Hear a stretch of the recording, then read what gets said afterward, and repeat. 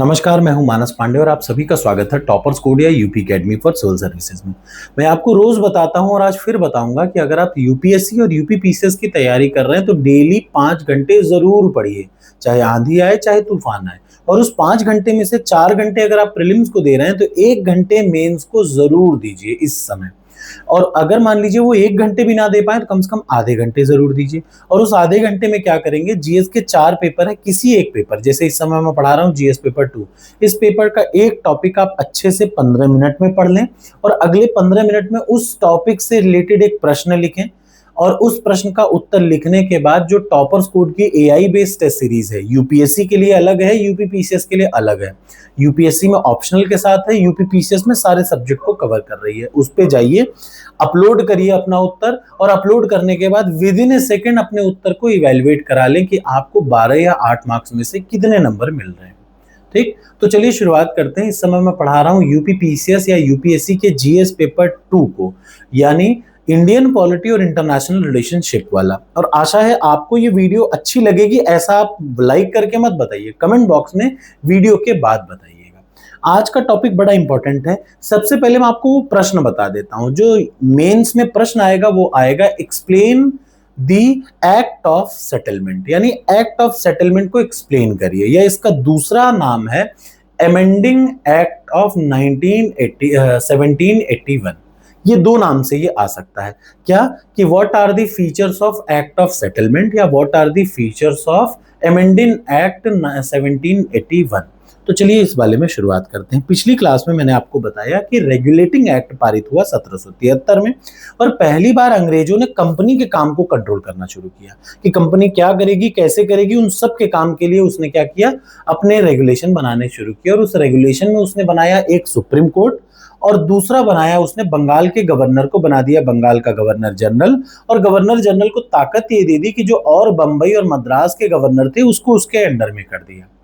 अब जब आप खुद समझिए, कलकत्ता में एक तरफ बन गई सुप्रीम कोर्ट और एक तरफ बन गया गवर्नर जनरल। जाहिर है दोनों के आपस में हित टकराएंगे, तो उसको थोड़ा सा वो जब हित टकराए, मतलब हर चीज पे क्लैशिंग थोड़ी होनी शुरू हुई, तो 1781 में अंग्रेजों ने ये जो कंपनी के रूल थे जो बनाए थे रेगुलेटिंग एक्ट, उसमें एक अमेंडमेंट किया। एक नहीं 3-4 अमेंडमेंट किया। उसी के बारे में है ये एक्ट ऑफ सेटलमेंट। सेटलमेंट शब्द का मतलब है कि इसने क्या किया, कुछ चीजों को, जैसे जिन चीजों पे टकराव हो रहा था सुप्रीम कोर्ट और गवर्नर जनरल में, उसको इसने कम कर दिया। तो सबसे पहला काम क्या किया इसने, सबसे पहला काम किया कि गवर्नर जनरल और उसकी कार्यकारी परिषद को थोड़ा सा छूट दे दी सुप्रीम कोर्ट से। तो देखिए सबसे पहला काम यहाँ पे आप देख रहे हैं, गवर्नर जनरल काउंसिल और कंपनी के कर्मचारियों को अपने आधिकारिक कार्यों के लिए सर्वोच्च न्यायालय के अधिकार क्षेत्र से छूट दे दी। Means it exempted the governor general, माने गवर्नर जनरल कुछ भी करे सुप्रीम कोर्ट से उससे मतलब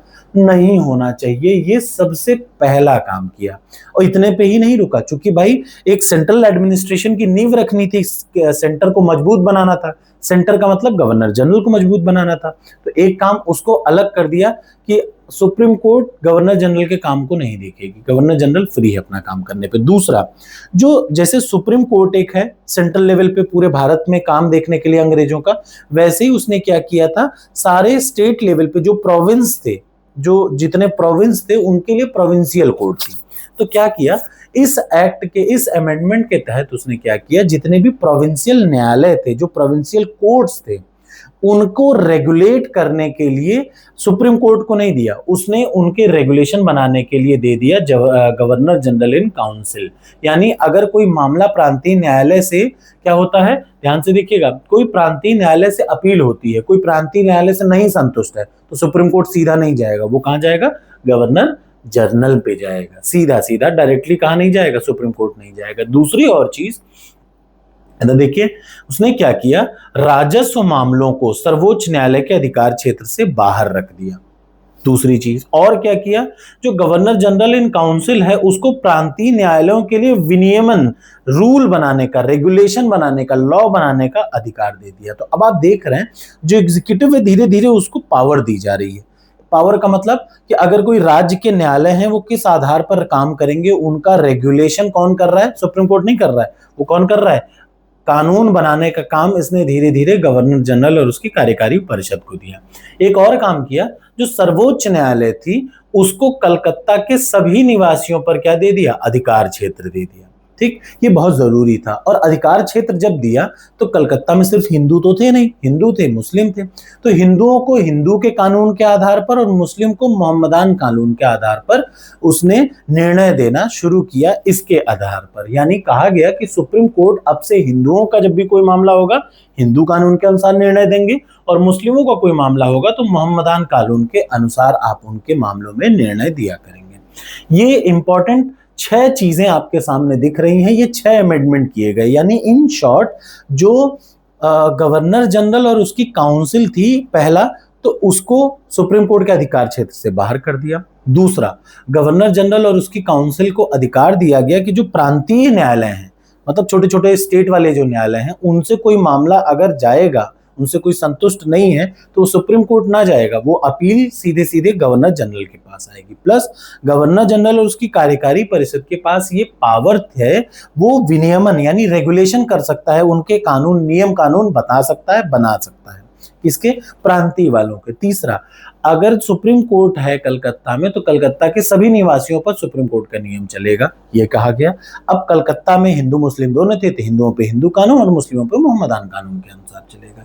ये इतना काम हुआ इस एक्ट ऑफ सेटलमेंट के द्वारा। अब आपको इसको खूब आराम से क्या करना है, मैं हट जा रहा हूं, आप इसकी फोटो खींचिए, चैट जीपीटी पे डालिए, उससे बोलिए और प्रश्न लिख दीजिए। क्वेश्चन क्या है, right the features of act of settlement. Simple सा, ये 12 मार्क्स का आपको लिखना है या 8 नंबर का ही लिखना है, जो भी आपको डालना हो आप डाल लीजिए। चैट जीपीटी आपको बढ़िया सा उत्तर देगी, इसी के आधार पर दे देगी।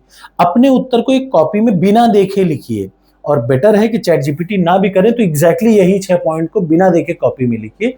उसके बाद टॉपर्स कोड पर जाइए, एआई मेंस टेस्ट सीरीज से तुरंत अपने उत्तर को चेक करिए और देख लीजिए कि आपके कितने मार्क्स आ रहे हैं और आप कितने पानी में हैं। ऐसा करने में आपको मैक्सिमम 30 मिनट लगेंगे, बाकी का आप प्रीलिम्स के लिए पढ़ते रहिए। Thank you so much.